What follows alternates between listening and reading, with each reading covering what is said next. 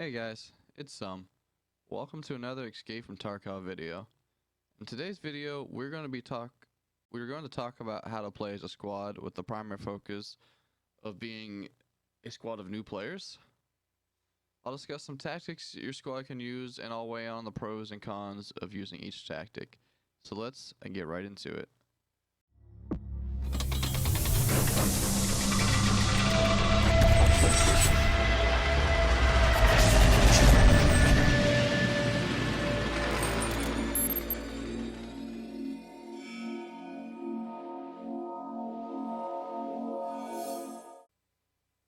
Alright, so among the many challenges in Tarkov, there's a little gleam of light that you can at least play with buddies, and you guys can go through the pain together. However, traversing the world of Tarkov as a squad while brings the benefit of power and numbers also presents a whole new headache. Those headaches being anxiety and shooting and killing teammates, two players hesitating to shoot due to being unsure if it's a friendly or not, and causing them to be killed before they can even figure out what's going on. So how do we avoid these issues?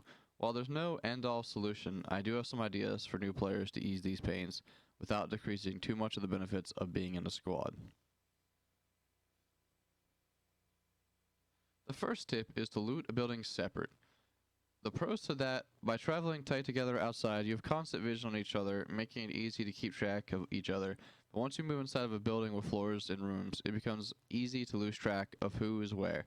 So if you and your squad develop a system where you each claim your own buildings, it greatly reduces the chance of TK, as anything you see or hear will be an enemy. It also saves you from having to hesitate, as again, you know your teammates are not in your building, so if you walk in and you see something, it's not your teammate, you can instantly shoot it. Just make sure once a teammate sees a need to come to your building that they communicate it effectively and let you know once they are on their way and once they are entering. The cons. Now, the major issue with this is as a new player, entering buildings alone, you are left to clear out any potential threats on your own, decreasing your odds of survival. And if you do die, your friends won't be in a position to trade you out instantly and will be unable to protect what you brought in. But a pro to this con is over time it will help you develop good PvP and building clearing experiences and skills. If you find yourselves in big buildings and not separating, try looting buildings by separate floors. If you guys must all loot the same building together, or just feel more confident in it, try dividing it up by floors and sticking to similar buildings. If you fear on losing out on good spawns, simply switch floors each time you guys raid that building. The pros to this will allow you not to worry about hesitation, as your teammates should not be in your point of view, so anything you see you shoot. This will also allow your teammates to be closer to you to trade. Make sure that when moving floors or standing on staircases, these things are properly communicated so the whole squad knows the location of each teammate.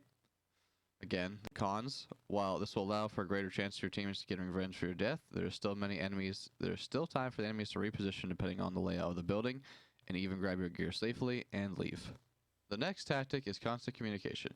This one is best for when being separated is not an option, but this one can come with a ton of headaches. The pros, this will allow you and your squad to work as a team and yield higher results when it comes to the overall squad survival and clearing buildings and killing enemies. The cons, communication is limited to each player's experience. You can talk all you want, but if who you are talking to does not understand enough of the game and the map, communication will end up being useless.